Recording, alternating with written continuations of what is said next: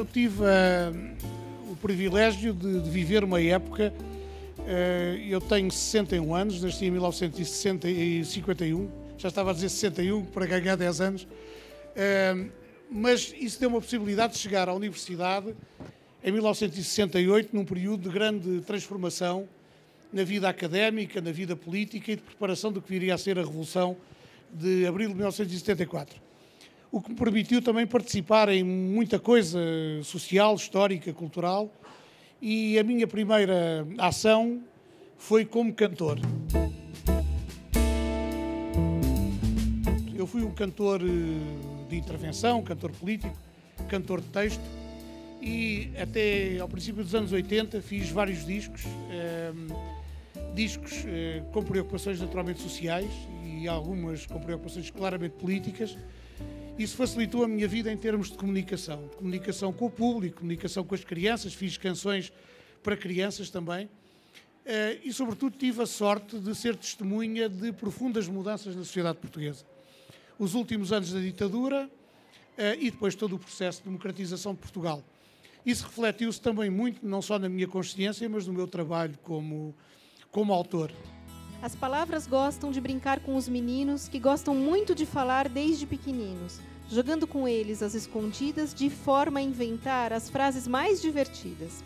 As palavras saltam dos livros como se tivessem um trampolim e chegam alegres e sem aviso até ti ou até mim, sempre prontas para a brincadeira, de forma saltitante e ligeira, deixando sempre à margem a triste palavra fim.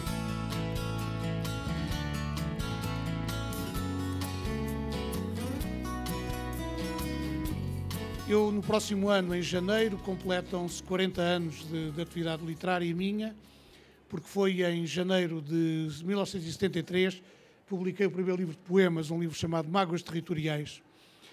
Depois, em 1979, comecei a publicar livros para crianças, sem imaginar que a escrita para os mais novos viria a ser a parte mais importante do meu trabalho como escritor.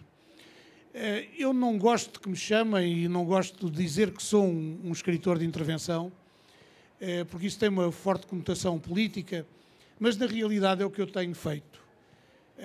A escrita para mim é uma forma de intervenção, não necessariamente política, mas de visão crítica da história, de abordagem da realidade social, redescoberta dos heróis. Eu acho que nós estamos a viver uma época esvaziada de valores e de referências, em que é preciso reencontrar os heróis. Não os heróis ao serviço dos nacionalismos bacocos ou de ideias retrógradas, mas o herói como referência, como modelo, como valor referencial para as gerações. Eu tenho escrito sobre heróis portugueses, sobre heróis da humanidade, desde o Galileu a tantos outros, e, portanto, tenho a ideia de que escrever para os mais novos, sem que a literatura deixe de ser alguma vez um trabalho criativo e um exercício com a linguagem, é também uma porta aberta para a formação. E, nesse sentido, o papel dos professores, em Portugal, no Brasil ou em qualquer outro lado, é absolutamente essencial. O professor, o educador, como mediador, é decisivo no processo de aprendizagem, de descoberta do mundo e de criação de uma consciência crítica. Portanto, eu sei, por informações que me vão chegando, que a vida, digamos, pedagógica e educativa no Brasil está intensa. Há um acompanhamento forte do Ministério da Educação em relação ao próprio movimento editorial e eu acho que é esse o caminho. Se assim não acontecer, haverá menos crianças a ler, haverá menos crianças a escrever, haverá menos escritores nas próximas gerações e, sobretudo, a literatura contribuirá menos do que deve contribuir para a própria transformação do mundo, na perspectiva das ideias de paz, de cooperação, de diálogo e de construção de um mundo melhor e mais justo, que passe também pela questão ambiental, que eu sei ser muito sensível aos brasileiros e é hoje crescentemente sensível aos portugueses também.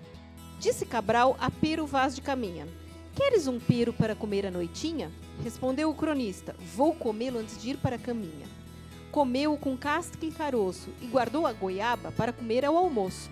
Com conchas e pedrinhas fez um colar e pô-lo ao pescoço. Tudo isso se passou no Brasil, numa noite quente, noite de abril. E depois tornou-se história, num poema infantil.